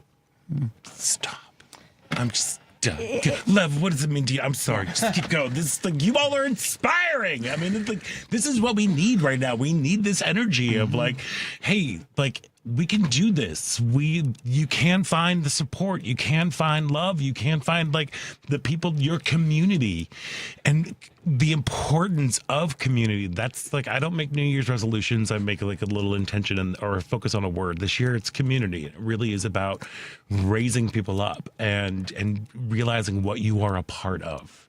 And I'm so glad that you're here. What does Free to Be Proud mean to you, love? Absolutely. As an ally? Absolutely. And you just said it there. I am extremely proud to be an ally. And what I'm even more proud of is my sister. I'm proud of my friends who are part of the LGBT plus community, my family. And I'm just proud of the people that they are and that they are fighting every day to be their true authentic selves and to live their lives and to be proud in their identity. And I'm proud that as an ally, I also have power. We were talking off air for a second, but, my mom likes to describe me as this sort of like American Pie Chevrolet person, right? Like I'm white, cisgender, straight. Was in a fraternity. And, a lot of those folks have never met anyone who's part of the community, and they may have misconceptions about who those people are. But when I'm able to show that, hey, I'm an ally, like I am very supportive of the community, like I feel like that comes with privilege, and I hope that sort of allows folks who look like me to become allies if they're not already. Did you find that you were able to change minds and hearts of some of your friends that were on the conservative side from your sharing your experience with Chazzie? Absolutely. And it just comes back to that idea that you don't, knowledge dispels fear, and you don't know who someone is until you've met them, right? Like you need to actually be vulnerable, put yourself in situations that you've maybe never met someone, be open-minded, and then you'll find that like you can actually change your mind about things, and you can actually become more supportive and not be maybe as like scared of what you don't know, because now you actually know more, you're learning. Yeah. And life is learning. It's an ongoing process, no matter how old you are. So allies are important. What have you learned about love that you didn't know before, that you learned in this journey, would you say? It's a good question. I'm going to have to think about that. Honestly, the fact that he just goes out of his way to represent who he is as a cisgender, straight, white male, but that just supports his sister and supports the community no matter what. I mean, it's like truly remarkable. And I mean, me personally, like I have guy friends that are super supportive of me, but like to see siblings or to see people just like every day, right? Lev went to a very conservative school in Ohio, yet he didn't lose that support that he has for me, which is so like nice, and that he was able to change hearts and minds with his words, with his allyship. I mean, it's truly remarkable. So I see it in motion here, in action. Yeah. So, Lev, I love the fact that you are a proud ally. But for folks who are out there listening, what does allyship really look like on the day-to-day basis? Like what does being an ally mean to you? And like, how do you live that value? What an ally means to me on a day-to-day basis is to recognize your privilege and using your voice to support a community. You could be an ally of the LGBT plus community. You could be an ally of any community that you're not a part of. Sure. And it's about uplifting the voices of those in your community, that community, and using your power to share stories of positivity and to connect with other folks and to increase allyship, to get more folks on board of being allies of a certain community. It's like a gift that you have. Yeah. You're a gift to each other. I mean, Chazzie is the best part of my life. Like every day, since she was on this earth, like we always talked about, like she was like my mini me. My parents, I have 3 siblings, but my parents, we're the blondies. Is what and it's just that like she inspires me every single day to be the best version of myself. Like the type of woman that she is and that she's becoming is so inspiring, and I'm just so grateful to have her in my life. Likewise. Oh gosh, see, this is gonna be the crying show. I'm gonna be doing all the crying again. I don't like it. All right, let's move to really positive. So we've got Pride coming up. It is a time for joy. It is a time for rage. I think we have to remember that. It's a time for let's doubling down and doing the work and everything. But also, again, there's a time for super duper amount of joy and stuff. What are you listening to?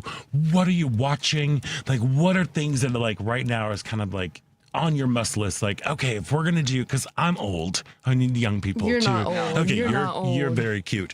I'm the old Ellen's one. old. You're not old. No, but what are you listening to? What would you say? This Pride season, you need to give this a watch or give this a listen to. Oh my gosh. Okay. So I love like I say, live, breathe, sleep, watching queer media, listening to queer singers and stuff like that. I just saw 3 days ago. Have y'all heard of the singer Haley Kiyoko by chance? Yeah. So she's a activist in the community. She's a proud lesbian. She's a proud Asian American lesbian. And so she has this song called Girls Like Girls that has become a book that just became a movie. Yes, exactly. I just watched it with my good friend Wesley 3 days ago. And I loved it so much. Super cute. It just super, super heartfelt. And it was with Asian American influence, which is amazing because that's a demographic we don't hear a lot about in terms of being queer. So the both intersections, I love that. I love Renee Rapp, the singer. She's a proud lesbian. I just love being able to listen to upbeat queer music. I also love Elton John. I mean, hello. Love him. Love him so much. When I saw him, How incredible. about Chapel? Good question. I do listen to Chapel. Hopefully this is not going to come it's going to be controversy here. Let's hear it. I want to hear about it. Okay, I'm going to be so honest. I love her, and I think she's really cool. I don't listen to her a lot, and I also don't look up to her a lot. And the reason I say that, if I'm being honest, is be honest. Her platform is very involved in the community. She is a lesbian, but I know I've heard of stories of people who have met her who want to get a photo, and she's like, no, I don't want a photo or anything like that. I mean, it's true. She's one of those, and she has such a high platform that she has been negative and saying that if you're wanting to get a photo with me, well, you can't. That kind of stuff. That kind of vibe. Instead of being remembering. Right, exactly. And I'm you have a platform, love her, but and be grateful you have that platform. Yes. So I don't listen to her a lot. I appreciate her, but also Dylan Mulvaney. I love Dylan Mulvaney. Famous trans. She was on Broadway for some time recently, influencer. I hope to meet her someday. She's truly inspiring. But all those people, I'm manifesting. Look, if you met the Bidens, I'm sure Dylan Mulvaney is within your grasp. Here's hoping. And we do have a lot of mutual connections. So, all right, Dylan, since you're listening, please, Dylan, please give a call. All right, there we go. How about you, love? What are you doing, reading, listening to, watching, whatever? Celebrating Pride. Absolutely. I'm sure y'all saw, but a couple months ago, this show took over the world heated rivalry. Have y'all heard of that? Oh, sure. And so what's so interesting about that, and we were just talking about it before, but it's sports, right? It's sports hockey players. These are tough guys, right? But then at the same time, it's showcasing this very real and raw relationship within the LGBTQ+ community. And what's so cool for me is that me and my friends who are, we like to say this term recovering frat bros, right? The term we say. We sit around and we watch it and we love it and we're getting so into it, and we don't even sometimes consciously know that we're actually supporting the community by consuming this media that's giving an accurate representation of someone who is not part of our community, but that we can be allies towards. And so that's sort of a way that I'm starting to start the conversations with my friends about the community, having them, because now they're asking me questions more about the community and stuff, because they know about GenderCool and my sister and stuff. So that's definitely a show that we definitely have nerded out on. All right. See, no, I take umbrage with that. I have issues with heated rivalry. Oh. No, but it's okay. I mean, because I'm in the minority. I can't finish it for some reason, because the first 3 episodes for me are really painful to watch. because they are so closeted, and it makes me feel icky. So like because you're correct. Like it's very real and very like, but the closety factor of it, I'm like, nope, I don't need it. I don't need to watch that. It brings up a lot of like things from the past. And I'm like, I don't need that. But I do. But I'm happy that people are watching it. People are really enjoying it. Because of apparently they come through that closet. I don't know. I haven't finished watching. I'm only watched the first 3. I haven't seen it. You gotta finish it. You gotta finish it. I know. Everybody says I gotta finish it, and that the last 2 are just gonna like rip your heart out. I know, and I probably will. I didn't get past I saw the first 3 as well. I don't know what my reason was, but I love that the show has been seen by the cis male. So many straight guys have watched the show and enjoyed it too, which says volumes about where we've come in society today, because in the old days, as you know, I'm not going to watch that. I'm not going to watch that stuff, but I love that you are a bright light of what the future is and gives us a lot of hope, which is what we all need right now in this world. And the one thing that I've been listening to, okay, so Ray? I think so, maybe. She has that song like, Where's My Husband? Oh, yes. Okay. I've seen it. She did that, baby. Yeah. Where the hell is my husband? What's taking him so long to find me? Whoa. Okay, that's vocals. We can do that. Thank you very much. Bow down. So her whole album is fantastic. It really is. I'm like, it's more like an art piece, like a conceptual album. But there is a song on there called Joy. That is really about like, I don't need you in my life because you are not bringing me joy.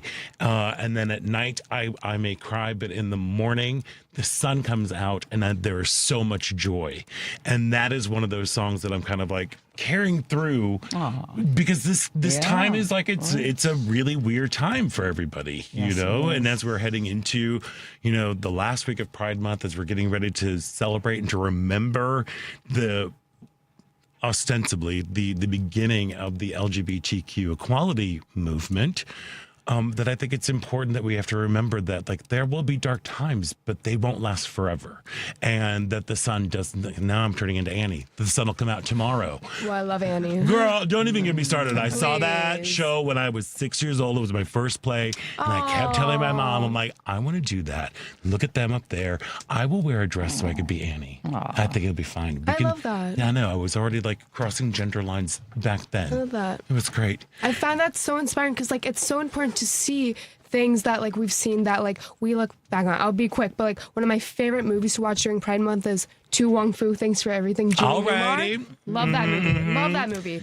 I don't know a lot of people my age that know that movie, but I love that movie. So to see the way that they've progressed, how like even that movie was like before that I was born, to see like now that like wow, they were able to do that so we can all live and thrive. That's right. It's a good way to look at it. All right. Well, I think that's a great way to send us all off until to a new week with some joy, with some pride and everything. And so thank you so much for coming in today. Thank you so much for having us. Great to meet you. Yeah, I know. We get the family has grown. Our Out Chicago's family has grown.